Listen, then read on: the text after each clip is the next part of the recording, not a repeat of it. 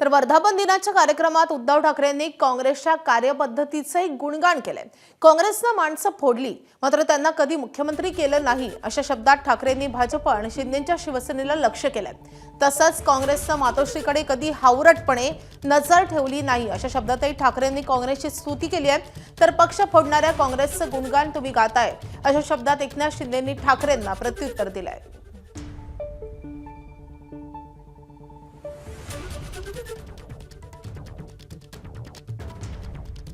कधीही काँग्रेसने मातोश्रीवरती डोळे असे हावरटासारखे उगारून बघितलेले नव्हते, पण आज भाजपा शिवसेना मुळासकट उखडून टाकायला निघालेला आहे, मातोश्रीला बदनाम करायला निघालेला आहे।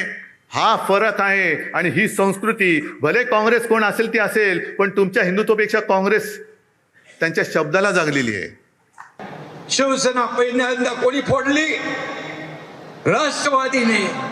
दुसऱ्यांदा कोणी फोडली? काँग्रेसने।